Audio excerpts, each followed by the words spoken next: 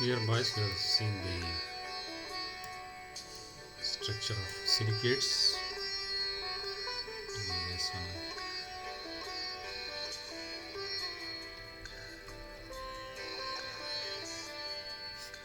Okay, types, structure, and then sometimes the applications. So you can see the structure of this. So SiO2 is the SiO4 4 minus is the most basic structure, and this is a tetrahedra. So let us see how these tetrahedras are arranged in the structure. So keep in mind about this tetrahedra always when you write this.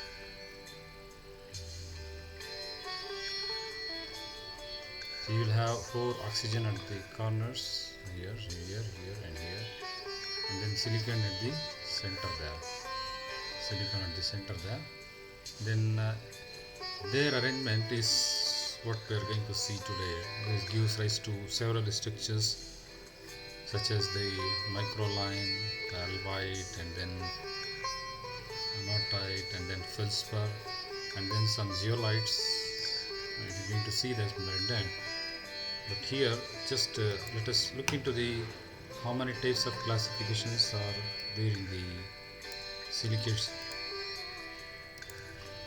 Okay, so here is it. Okay, this is there are about 7 silicates. They are minerals containing silicon and oxygen, and you can see that the 7 silicates are there that come like orthosilicates, pyrosilicates. So some new names are also there. These are called as nesosilicates and sorosilicates. And then you have cyclic silicates, chain silicates, double chain silicates, sheet or phyllosilicates, and then 3-dimensional silicates. And then there are some other names. Sometimes they may ask you what are amphibos, then you have to write about the double chain silicates. So we are going to just see the brief things about them in this session, and then look into the structures. So what is an orthosilicate? Here you can see that orthosilicate is also called as nesosilicate. This is also known as island silicates. These are the simplest silicates, and they contain discrete. Discrete means, what do you mean by discrete? It's how you can remember discrete is it's quite opposite of random.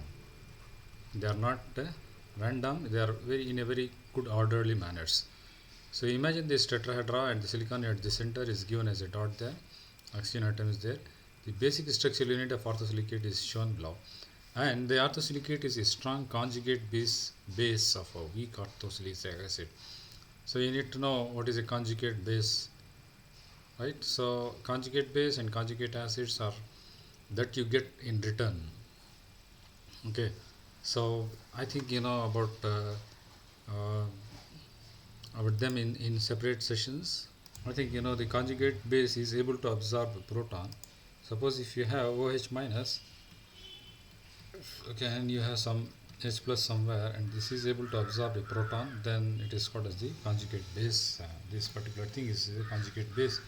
Now this is applicable to the anions, or that is you have X minus there. When you have SiO4 minus, 4 minus are there.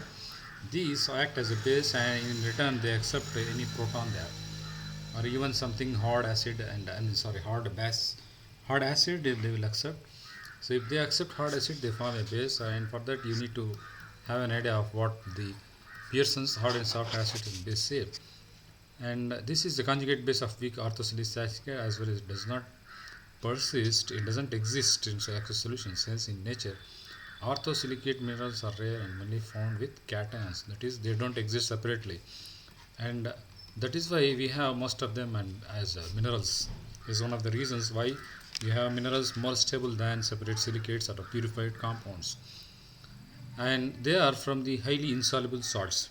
Examples of orthosilicates are phenacite, also known as phenakite. It is Be2SiO4. You can see that it has taken up 2 Be2 plus ions, 2 Be2 plus ions there, and it's become, therefore these 4 plus charges are balancing the 4 minus charges there, and that is how you get a stable mineral there. Wilmite is another very important compound which has got two zinc atoms, and it's a minor silicate of zinc, highly fluorescent, green in color, and under short wave UV it shows the fluorescent property. Next is the Be2 plus Hz plus are tetrahedral surrounded by the oxygen atoms, same like you have in the SiO4 here. Here is it already you have Si there, and in the next polymer that you are going to see that you prepare, they exist as a tetrahedrally surrounded by the oxygen atoms of silicates. That is, here this is a tetrahedrally surrounded by silicons, and then some of them alternately are two after two atoms or three atoms, they will be replaced by zinc. So you will have silicon also and zinc also in the tetrahedral holes, but in proportion. So for that you have to imagine different structures such as a HCP structure, because you got a very larger ions, you have to look into the radius ratio rules that are there, that we have already seen in the beginning of this. So radius ratio rules gives you an idea of which type of molecule, which type of inorganic minerals occupy simple cubics or tetrahedra or octahedra, something like that. Okay, so the olivine is one of the most important of all this apart from wilmites, and this is often asked in the examination about what olivine means. So it is FeMg2SiO4. This is green in color, and the cations are octahedrally coordinated to oxygen atoms in the silicate. So this is octahedral and this is tetrahedral. These are the two main differences between olivine and the willemite. Okay, so in willemite you have tetrahedral pattern of the zinc atoms, and in olivine you have the octahedral pattern. There is a main difference between them. And then the next structure is the cyclic silicates. There you have the linear. In the cyclic silicates you have got you can see that they are going in the cyclic pattern there. So here it just goes like this, right? Cyclic silicates contain Si3 and 2N. So for example, you have SiO3 6 times, then the charges will be 12 minus. Ions which are found by linking 3 or more tetrahedral SiO4. 3 or more tetrahedral SiO4. Again the same tetrahedral is there. This is a tetrahedral there. Okay, and unit cyclically means they just go like this in the cyclic manner, like you have. Each unit shares two oxygen atom with other units. So this is sharing one oxygen atom, and each unit is sharing this particular unit. If you see, it has got two oxygen atoms. One oxygen atom it shares with this unit, the other oxygen atom it is sharing with this particular unit. So an example is Benito is BATI SiO3 containing 3 tetrahedra arranged cyclically Si3O9. Here it is that. Then you have beryl. Okay, it's very expensive, sometimes very closer to diamond. Okay, closer to diamond. That is, in terms of the economy I am just talking. Beryl is a very important stone, and is found in the earth's crust, and you can just put it in the, they are just putting it in the rings and other jewelries, because it has got some very good luminescent properties. So its structure is Be3Al2 SiO3 6 times. So that is beryl. You can always draw the structure, and it gets like this. This is a very hexagonal structure. You can find these things in many books there. And it's an aluminosilicate because it has got aluminum. Each aluminum is surrounded by 6 oxygen atoms. Octahedrally, well-known varieties of beryl include emerald and aquamarine. Emerald is, I think emerald is very expensive stone. So it is an outcome of beryl as well. So that is the cyclic silicate. So you just bring it in the cyclation, remember about the beryl. And then the fourth one is the chain silicate. So again you have got this tetrahedra there. SiO4 tetrahedra is there. Chain silicates, you got pyroxenes as an example, which has got SiO3 n to n times, which are found by linking n number of SiO4 units linearly, and each unit shares two oxygen atoms with the same thing is there. Spodumene is an example. Diopside wollastonite is another example, but spodumene is very important. The formula of cyclic silicates or the chain silicates are nearly the same, as these are called as the oligomers. Oligomers means you should have more than two. So here I have an example of pyroxene. Just I'm going to show you. I think pyroxene, here it is. Pyroxene, this is how you just put this. You can see the pyroxene there, sheet pyroxene. There you can see that there are the silicates that are there. The silicates are there, and then in between these two silicate layers you have got the ions there. Okay, so what are these ions? Magnesium. Between two layers, you're having linear layers, you're having magnesium ions, and sometimes aluminum ions are also there. Okay, this is the pyroxene that belongs to this one, that is the chain silicates. So after chain silicates, you have the next is the double chain silicates. The general formula of double chain silicates is also called as the amphiboles. I often ask you what is meant by amphiboles. Okay, is Si4 valence N6N-. There are two types of tetrahedra, those sharing three vertices and those sharing only two vertices. What is a vertex? This one is a vertex. Okay, vertex. The plural of that is the vertices.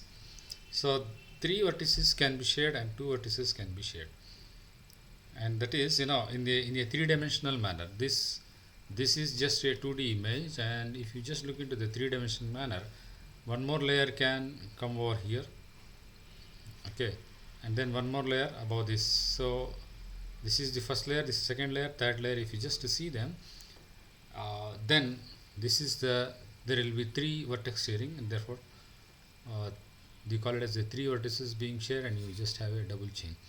That will require a three-dimensional structure. If time permits, I will show you on the end about the three-dimensional. That is giving rise to asbestos. I think you know very well about this asbestos there. Asbestos sheet is very important, and this is going to be asked. There are non-combustible fibrous silicates. They have been used for thermal insulation material, brake linings, construction materials, and filters. So these are some of the wide applications of the double chain silicate. Okay, so it just takes a three-dimensional shape there. Okay, so these are carcinogenic amphiboles. That means they are causing cancer. Amphiboles, and amphiboles are the double chain silicates affecting the lungs. Hence, their applications are restricted, and nowadays these are banned in entire European and American countries. But India, we are having it because most people are not aware of that, and we are having it just because it is very cheap. But wherever you see them, it causes small fibers to go into the air. Okay, these are strong fibers of the silicates that go inside there, and they cause the damage to the lungs, and they are, therefore a further damage, it results in the cancer of the lungs there. So that is the property of the asbestos. You remember it as amphiboles and a double chain silicates in a three-dimensional structure. It shares three vertices, and those there are also class which share two vertices also there. Okay, then tremolite is there, another example. You remember this. The single and double chain silicates are collectively known as inosilicates. This is a new name that is given there. Okay, so after double chain silicates, you have the sixth one as sheet silicate. Okay, sheet silicate, and it is also called as a philo 2D silicates. SiO5, SiO2, Si2O5, N2N-. Each SiO4 tetrahedra shares the three oxygen atoms with others and thus the forming of a two-dimensional sheet. These silicates can be cleaved easily just like graphite. Cleaved means you can split them. Okay. The layers are held together by weak van der Waals forces. So this is to be very importantly mentioned in the sheet silicates. There are layers. Okay, there are layers held together by van der Waals forces. So again, it comes like a cyclic structure, but in a 2D manner. So it is clearly shearable. You can just shear it. Shear, cleavage, both are the same. Shear, split, cleavage is the same. And that example you can see is the talk there. Mg3, it has got magnesium in for 4 units of silicon you got 3 units of magnesium there. For 4 units of silicon you got 3 units of the magnesium. You can see that. And the main ingredient of soapstone is the softest material with smooth and greasy touch. And again you have got mica, which is general formula of X2, Y4 to 6, Zeolite. These are different minerals that are given there. What is XYZ is given there. You have to remember this. Mica is very important. What is mica? Write brief note about mica. You can draw a cyclic structure and say it's two-dimensional structure surrounded by held together by van der Waals forces. And then one of the example is you have got X as K, Ne as Ca, Y as Al, Mg as Fe, and Z as silicon aluminum. So everything is nowadays mica only, which is very stable and doesn't decompose at all. It has got long shelf life also. The muscovite mica is also their example, and lepidolite is also another example. And then clay, it's an aluminum silicate with sheet structure. I think clay Kalimann is there. It's an aluminum silicate with sheet structure. There is a synthetic clay also there. That is there. That is the same thing is there. You can just mold it and make it to make it to any shape. Then kaolinite is there. This is also an important mineral there, and it has got aluminum. Because of the presence of aluminum, there are a lot of anions there, and this gives rise to absorption of several other cations also, and the structure is thus becoming complicated and gives rise to several other patterns. The last one is the three-dimensional silicate, which you call it as the tectosilicates. So in the previous slide I just told you that sharing of vertices is to be imagined in 3-dimensional only, but that is not a 3D. Here you have 3-dimensional silicate. It's a framework of silicon dioxide. All the oxygen atoms SiO4 are shared with other tetrahedra and thus forming 3-dimensional network. So suppose if you have it like this, so every oxygen atom is shared with in the backward direction, in the forward direction, and in the Z direction. That means each oxygen atom can be shared by three oxygen atoms by three different tetrahedras there. So that example is quartz, a very essential and very important. And cristobalite is another example. That the crystalline forms of the silica. When you have SiO4 units replaced by AlO4, these are called as aluminosilicates. And examples are feldspar and zeolites. I think this is there in your syllabus. You have to write about what is meant by feldspar and zeolites. I'm going to take about that in my next session. But let's just look into this. Remember this about the feldspar and zeolite as a three-dimensional silicate, which are also called as the tectosilicates, the seventh form of the silicates. So some important points about the silicates are given. Silica minerals are very common in the Earth's crust, since oxygen and silicon are the most abundant elements there. So an important point for you to remember. Then the degree of polymerization is denoted by oxygen to silicon ratio. Oxygen to silicon, how many oxygen and how much silicon? That is, if you have only SiO4 only, 1 Si with 4 oxygen is 1:4. 4 oxygen is 1:4. Suppose if you have Si2, if you just double this, 8 oxygen and 2, but 1 oxygen is shared by 2 silicon atoms. Si2 was 7, so it is 2:7. Then it becomes 1:3.5. So the ratio keeps on decreasing as you just keep on sharing.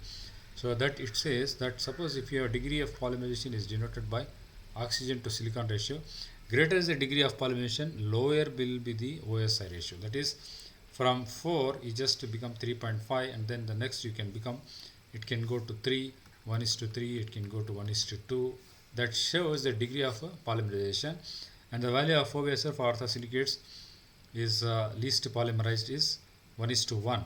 So orthosilicates, remember, very important point, orthosilicates have ratio of oxygen to silicon as 1 is to 1, and this most polymerized silicate is tectosilicate, 2 is to 1. Okay, it is 2 is to 1 is quite opposite. So this is a very important point you have to remember. Okay, so with increase in the degree of polymerization, there is a decrease in the charge per silicon atom as well as the basicity of the silicate. Indeed, silicon dioxide is an acidic oxide. It's not amphoteric also.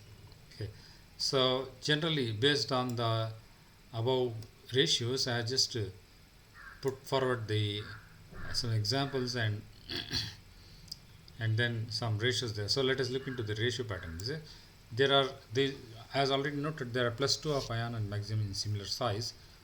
Okay, that is the substituents that you place in the case of the silicates, like for example aluminum you have seen, and some calcium also can be seen. They are also not quite the same. This allows them to substitute for each other in the same silicate mineral. In fact, same size, it's you can displace silicon and put some other. Common and silicate minerals have a wide range of sizes as shown in figure 2.1, that is oxygen. So oxygen is separate. So wherever you have +1 charges, the +1 charges, sodium, potassium are there. Then calcium ion and magnesium, they have almost the same size. The same of these two are almost the same size, and then you have these two as almost the same size, and then these two as almost the same size. So replacement is possible whenever the ionic radio is matching. This is the same case which you have seen in the case of the spinels. In the spinels, you have got inverse spinel category also, where some same change and also simply just get exchanged. So Fe2 plus is known as ferrous ion, and Fe3 plus is known as ferric ion. Ionic radio and critical to the composition of silicate minerals. So we will be referring to this diagram again. So have a look at the ionic size that is given. So why I am giving this size is, if you are given the radius ratio rules, you have to look into the type of structure that they are following. So if it is a basic 1 is to 1, or if the ratio is just the same like what we have seen in the crystal structures, like for example 1 to 0.732, it just gives cubic structure. 1 is to 0.732, it's just a cubic structure. If the radius ratio 1 to 0.32 is cubic structure. And then we have also seen how the 0.732 to 0.414, it gives an octahedral pattern. And then 0.414 to 0.225 is the tetrahedral. 0.414 to 0.2225 is the tetrahedral. So as the radius ratio is getting on degrees, the shape is changing. And then 0.255 to 0.15, 0.255 to 0.155, you have seen it as a triangular. Okay, these are the different structures depending on the size there. So we have almost octahedral and tetrahedral pattern for the silicates because of the radius ratio between them. And then here is a brief thing about this silicates. You can just remember it as nesosilicates, sorosilicates, and cyclosilicates. These are new names that are there. Some examples are given as olivine and kyanite, epeirite, and tourmaline, pyroxenes, and pyroxenes are very ionosilicates, inosilicates. Inosilicates is there. So these are also single chain. Pyroxenes are also there, we have seen, and the double chain silicates, amphiboles, and these form the class of the it is in asbestos sheet that I told you here. So it has a structure in a three-dimensional manner. Phyllosilicates are there, which is an example of phyllosilicates.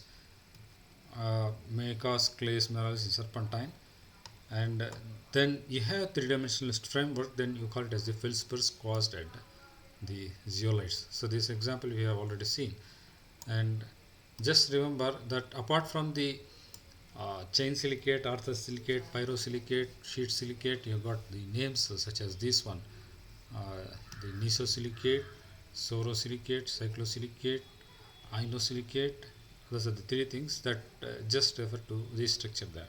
Both are the same, but you can see that it is given as isolated, pairs, rings, single chain, and again single chain, and then you have got double signs. Okay. Then remember about the amphiboles, which has got both acidic as well as basic properties. Usually they are basic properties as you've seen in the beginning, but they give you the three-dimensional structure also. So remember to write about the vertices, about the structure, about the cations, about the some names you have to remember. And I'll stop with this here because we are going to see the next section. We are going to see some examples of feldspar and zeolites. Thank you for joining me. See you soon.